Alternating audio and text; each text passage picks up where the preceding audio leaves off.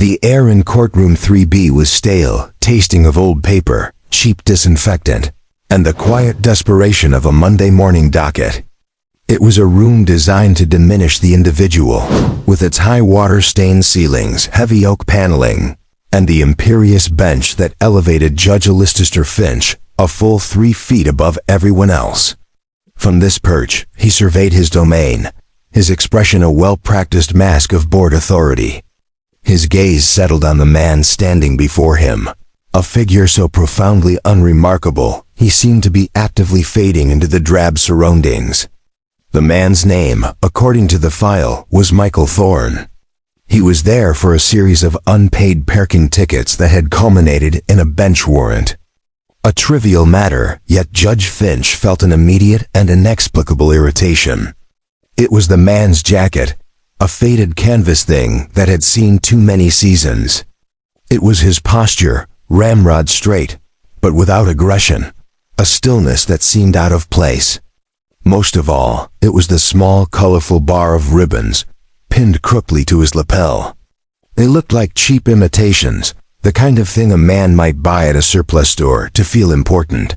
Finch leaned forward, his voice dripping with condescension that echoed slightly in the hushed room. "Mr. Thorne, is it? You seem to have a problem with authority. Judging by these citations, a problem with following simple rules. And yet," he gestured with a gold pen, "you come into my courtroom wearing unearned military decorations, a rather bold choice." Michael Thorne didn't flinch. His eyes, a pale, washed-out blue that seemed to hold the memory of vast empty horizons, remained fixed on a point just above the judge's head. His hands were clasped loosely behind his back, his knuckles scarred and prominent. He was a man in his late 40s, with lines etched around his eyes and mouth that weren't from smiling. His hair was cut short, more gray than brown, and a thin white scar cut through his left eyebrow. He looked tired, not just from a lack of sleep, but with a weariness that seemed to have settled deep into his bones.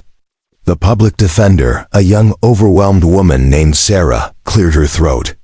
"Your Honor, my client meant no disrespect. He is a veteran, and those are his service ribbons." Judge Finch let out a short, derisive laugh.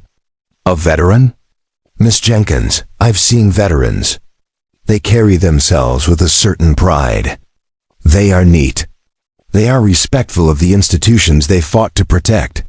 This man," he waved his pen again at Thorne, "looks like he just rolled out of a ditch. And those medals, the Navy Cross, several bronze stars, a Purple Heart. That's quite the collection for a man who can't manage to pay a parking ticket. I suspect they are as fraudulent as his respect for this court." The accusation hung in the air, thick and poisonous. Stolen valor. It was a serious charge, a deep insult. Thorne's jaw tightened almost imperceptibly, a tiny flicker of a muscle beneath the weathered skin. He said nothing. His silence was a vacuum, and the judge, a man who abhorred a vacuum, rushed to fill it with more of his own importance. "Well, Mr. Thorne, are you going to stand there mute, or are you going to explain to this court why you're masquerading as a hero?" From the third row of the gallery, a young lawyer named David Chun watched the exchange with a growing sense of unease. He was waiting for his own client's case to be called, but he was completely captivated by the drama unfolding at the defendant's table. Unlike the judge, David saw something else in Michael Thorne. David had served 4 years in the Marine Corps as a JAG officer before entering private practice. He had spent his time around warriors, men who had been to the darkest corners of the world, and returned with ghosts in their eyes. He recognized the look.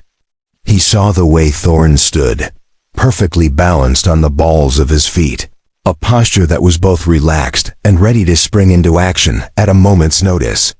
He saw the constant subtle scan of his eyes, not just looking at the judge, but cataloging the exits, the position of the bailiff, the layout of the room.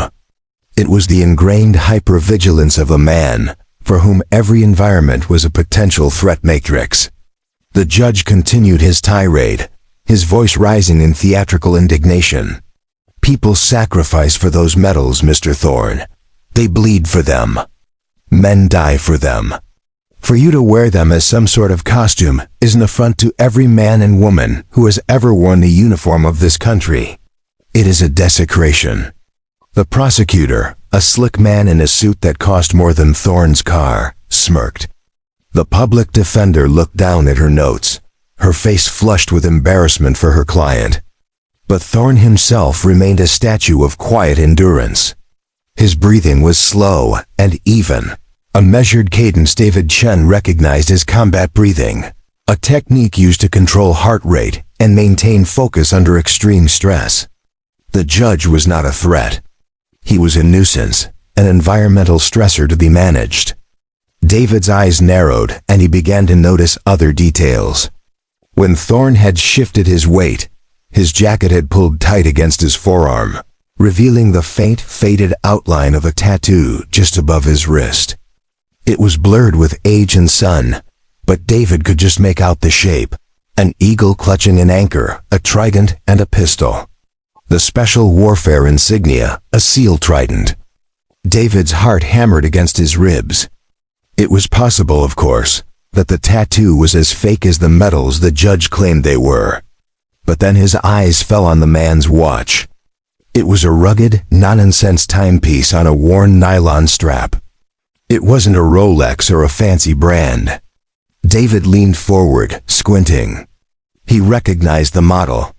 It was a Bremont, a specific limited edition model issued exclusively to members of a certain Naval Special Warfare Development Group. After completing their grueling selection process, you couldn't buy it. You had to earn it. The pieces clicked into place with an audible snap in David's mind. The posture, the breathing, the tattoo. The watch, this wasn't a man impersonating a hero. This was a hero trying to be an ordinary man and failing. I am going to give you one last chance to come clean. Mr. Thorne, Judge Finch boomed, clearly enjoying the spectacle he was creating. Tell this court, for the record, your unit. Tell us where you served.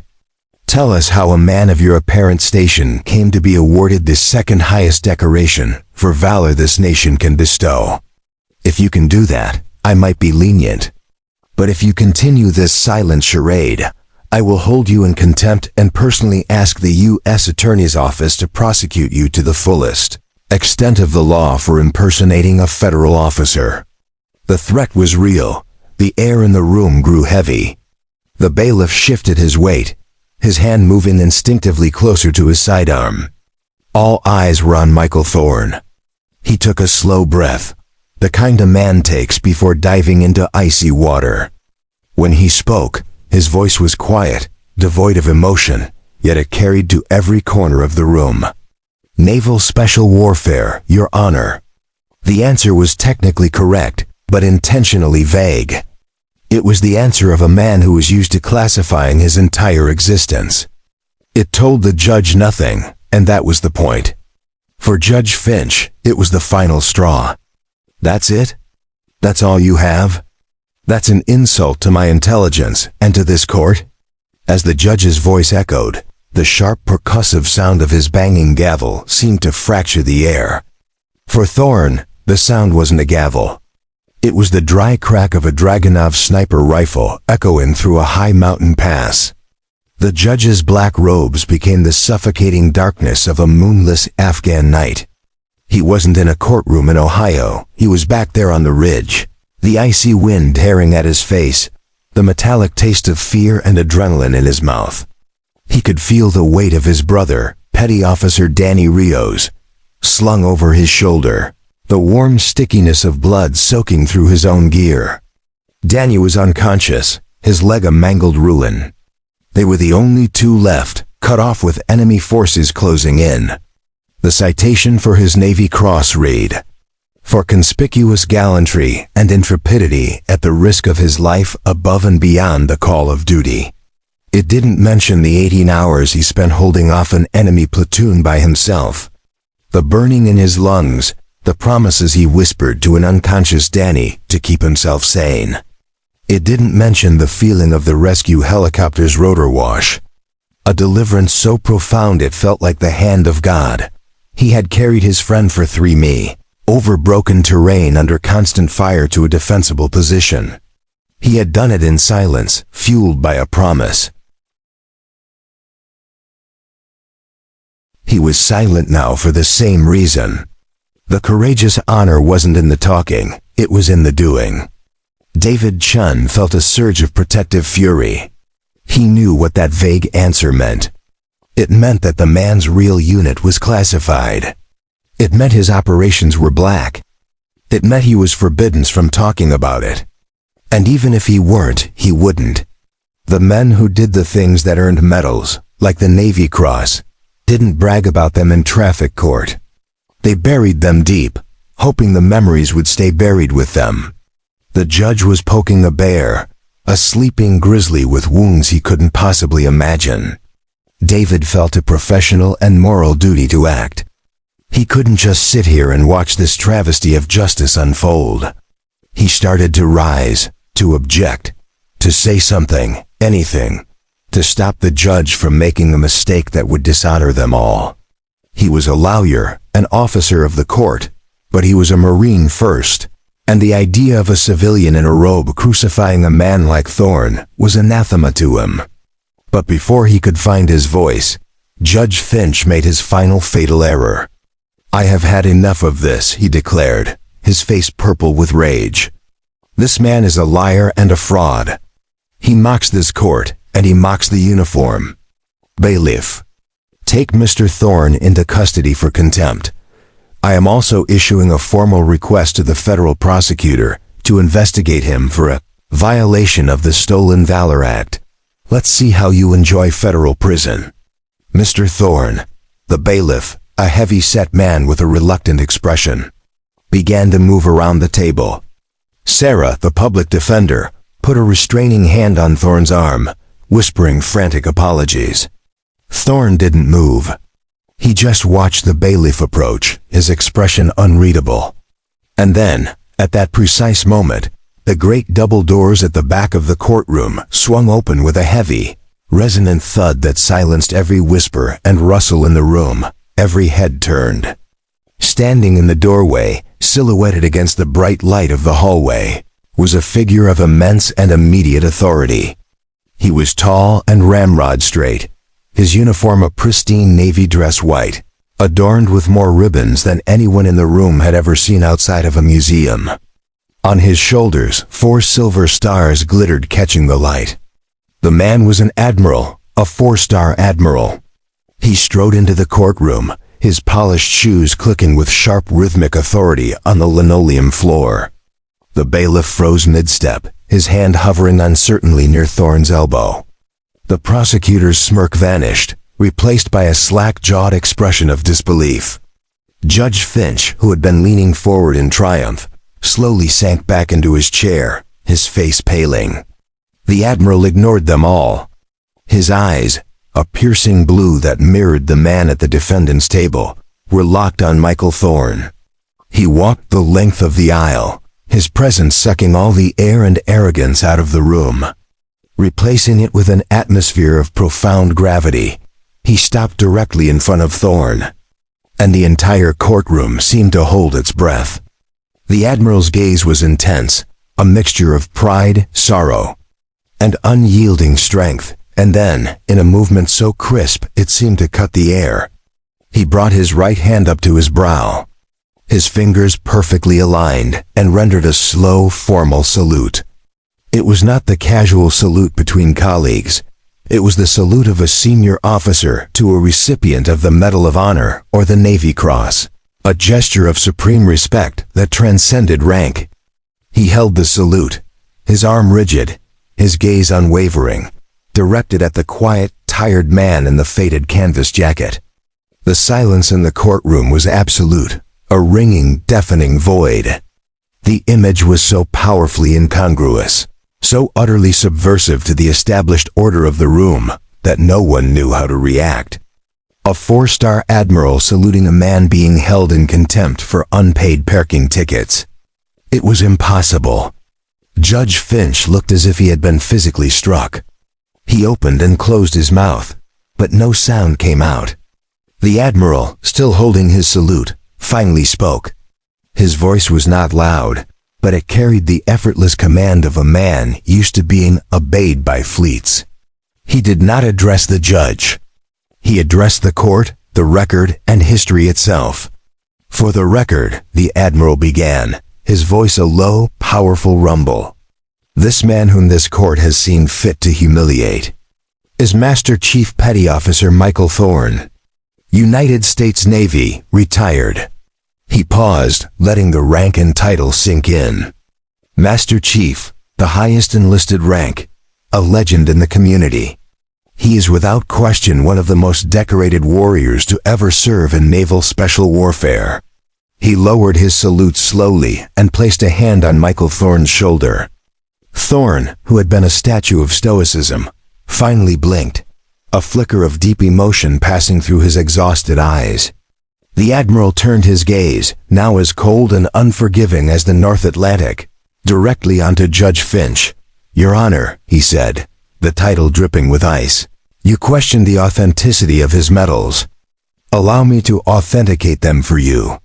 He began a litany, a recitation of valor that fell like hammer blows in the silent room.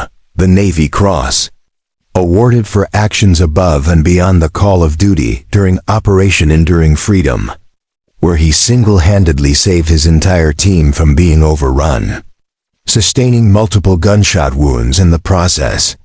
His records are sealed, but I assure you, the reality was far more heroic than the citation suggests. He pointed to another ribbon. 5 bronze stars, all with the V for Valor device. One for a hostage rescue in the Horn of Africa, another for a direct action mission in Iraq. The others I am not at liberty to discuss in an open court, he continued, his voice resonating with righteous fury. 3 purple hearts for wounds received in combat, wounds this court cannot see, but which he carries every single day. The Presidential Unit Citation, the Joint Meritorious Combat Award.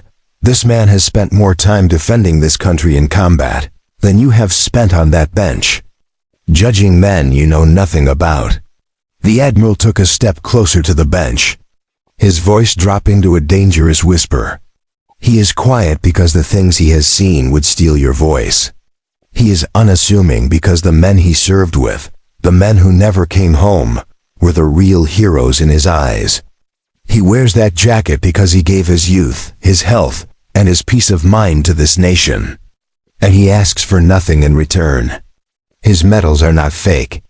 They were paid for in blood, in silence, and with a level of sacrifice that you, sir, in your comfortable life, cannot possibly comprehend.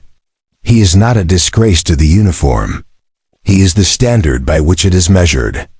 And this court has committed a grave injustice today, not just to him, but to every quiet professional who serves in the shadow, so that you may sit in the light. The Admiral's words echoed in the stunned silence. Judge Finch was a ruin.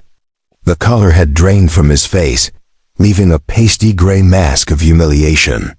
His arrogance, once a towering edifice, had been leveled, reduced to rubble by the truth. He looked at Michael Thorne, truly seeing him for the first time, not as a vagrant or a liar, but as the warrior the Admiral described. The shame was a physical thing, pressing down on him, stealing his breath. From the gallery, a single person began to clap. It was a tentative, hesitant sound. Then another joined, and soon the entire courtroom, save for the judge and the prosecutor, was filled with a rising tide of applause. It wasn't for the Admiral's theatricality. It was for the quiet man who had endured the abuse with such profound dignity. The Admiral turned his back on the judge, a final dismissive gesture. He looked at Thorne, and his expression softened. The 4-star Admiral was gone, and in his place was a man looking at someone he loved. "The charges are dismissed, of course," the judge stammered, his voice a weak croak, "with the court's deepest apologies." But no one was listening. The Admiral squeezed Thorne's shoulder. "Let's go home, Mike," he said softly. The 2 men turned and walked toward the doors, the Admiral's arm now resting on Thorne's back. As they passed the gallery, David Chun rose to his feet. He wasn't a lawyer anymore.